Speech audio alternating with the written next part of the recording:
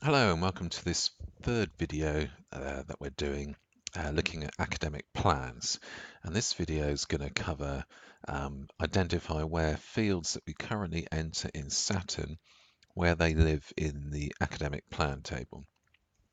Okay, so I've got an example open here, F100 Chemistry, BSc Chemistry. And I've got it in the sort of edit program spec view, so we can click through the different pages because I think this is where you're going to be this is where you would be creating new plan records. So it seems to be the best way to match it up. Okay, so let's run through it. Section A, basic information, title. So I go into my plan record. Let's move this across. There we go. Okay, so title. So where does the title live? Okay, two things here. We go into print options. This is where the proper title should be put. It goes in the diploma description field and in the transcript description field. But the transcript description requires a prefix of the degree type, and this is used in the online inquiry form. We also, which we don't have in Saturn, a description field, a 30-character limited field, which is used in the system, not displayed to students, which we need to put a value in, and we can search for plans based on this description. It has a prefix of the degree type, and then however much of the title we can represent in the remaining characters. Okay, right, course code F100. So when we create a plan, we add in plan code, and that will replace the current course code. It has this structure. The first character, well, this is covered in another video to understand codes, but there is basically meaning to the different characters used in this code, but that's where it goes, and you add that when you add in a new plan. Okay, school's responsible for management of the course. So we've got two things going on here. Okay, we've got administrative owner of the course, but we could also have contributors. So two types of ownership. Firstly, if we've got the ownership of the plan, let's click on the owner tab. No, seems to be hanging a bit at the moment. There we go. So the ownership of the plan needs to go into the owner tab, and here we've got chemistry and the percentage 100%. If we've got any splits in ownership, so it's maybe a 50-50 split between chemistry and maths, that needs to go in here. Okay, but if we go to, I'm going into, this is the academic program record, the parent record for that plan. If we've got, here we need to define the administrative owner of that plan. So we might have 5 different schools related to the ownership of this plan, but we need to define which one's the administrative owner. When we do that in the program record, taxonomy and campus, and this field here, we don't click split ownership, we don't put split ownership into the program record, but just who the administrative owner is. Okay. Right, type of course, single subject, and then we've got different options here. Now this field doesn't currently exist in the academic plan table, but it is going to be added, and it's going to go into the common attributes tab. So we're going to add in a new common attribute to be able to record that, but unfortunately it's not available at the moment. Right, mode of study. So we've got full-time and we've got this range of options here.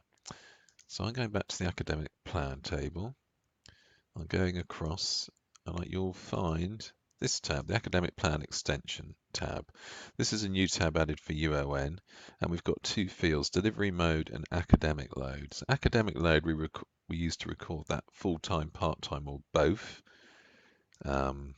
information, and then in delivery mode we can record here whether it's distance learning, in person, or if it's blended, but it's really to be used to identify distance learning plans. So we don't have all the same options that we have here, but we have essentially distance learning and full-time, part-time. Okay, course accreditation. So going back to the plan tab, I go across to QAA quality and regulations, and we find here an accreditation details tab. So what we do is we find the accreditation body, and each body will have a code and it will have a description, so we'll have to provide separate information on this, but you find your relevant accreditation body, then you find your accreditation type. Again, well, I think we'll need to provide separate information on this because you're not going to be able to work out the correct one from this description. Select that. We put a valid from and valid to date, okay, and then just go back to Saturn. So if I click on add here, there's our accrediting body, there's the type, that's our start date and end date. Accreditation is dependent upon optional elements, and then we've got a notes field. So that's our equivalent here, the dependency one, and then we've got a notes field here for accreditation. Okay, so that's the accreditation part. So back to our basic information. Then we've got relevant QAA benchmarking. Then we can choose subjects, and then we've got a further information field. So if I go back to academic plan table, go down here, we've got this section here which is called business management. Incorrectly, it should be benchmark subjects, but this is where we find and add in our benchmark subjects. So I'm just going to pick archaeology. We can put, and then this is where we put further information in about that. Okay. So that's everything on the basic information page in Saturn. Now we go on to our educational aims. So I'm in this QAA quality and regulations tab. If you go down the bottom, you'll see a button for educational aims. We click on that and that gives us our corresponding fields. So let's see, introduction, and then we've got aims, outline description of the course, distinguishing features and further information. So here we've got introduction, a slightly different order. We've got outline description of the program, distinguishing features, further information. Down the bottom, we've got our educational aims. We add a new row for each one. And then we've got marketing text, which is a new field. This is to record information to go to the prospectus to describe the plan on the prospectus. And then two tick boxes. Do we want this program spec to be published? And do we want the information on this plan going to the online prospectus? Okay, so that's those are, well, they exist in Saturn, but I'm not sure how they're set up, but they're not as part of this interface. Okay, so that's educational aims. Then we've got criteria for admission. And we've got a number of course requirements, IELTS, TOEFL and Pearson Academic aren't going to be used going forward, so we can forget about them. Then we've got some additional information, not open to external applicants. So if I go back to my academic plan record, cancel out of educational aims. So we've got this QAA admissions tab. Now there's about 40 odd fields in these admissions tab. Most of them, the vast majority, are new fields that aren't in Saturn, but the ones that we currently have, if we go to QAA entry requirements, and we go to here, so course requirements sit here under plan requirements. IELTS requirements are here, different types of IELTS requirements. These two aren't provided. Then we've got additional information, which goes into other requirements. And then we've also got excluded and required subjects, which we can't see here, but they are fields that are in Saturn, and we can use those corresponding fields here to populate that information. Not open to external applicants is not a field we currently have available in the academic plan. Okay, so that's the admissions stuff. Okay, so we have the course structure that we define in this page here. Now in campus, course structure is defined, pardon me, in program enrollment, which is a separate section. It's under, let's open a new window. Main menu, curriculum management, academic item registry. And then we use these options here to define the course structure. Now that's a whole separate subject and area to look at, so we're not going to cover it here, but just to let you know that we don't define that information in the plan record. It's all done through program enrollment. Okay, so let's move on from that. Okay, then we've got assessment information, progression information, degree information, course weightings. Okay, so let's see where that lives. Not there. Let's get rid of that. Okay, it's cancel. Oh, no, I need to. How do I get it out? There we go. Okay, so if I go back to QAA quality and regulations, we've got an additional tab down here called supplementary regulations. And this is where we'll find most of these fields. So progression information goes into this one. Degree information goes into, where's the degree? Oh no, that That goes into assessment and award regulations here. Sorry, I'm losing a thread a bit. Other regulations goes into other regulations here. Okay, so that's where those fields go. We've got some additional ones that are added in, aren't in Saturn, which is assessment marking criteria to provide information on that, and a URL to point to a UON page that provides more information on that.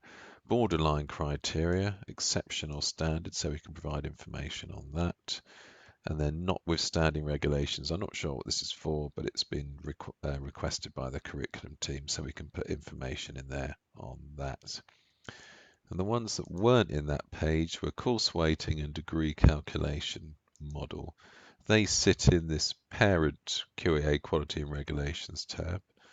And if I go down, there's the course weightings where you put your stage, 1, 2, 3, 4, 5, the label for that stage.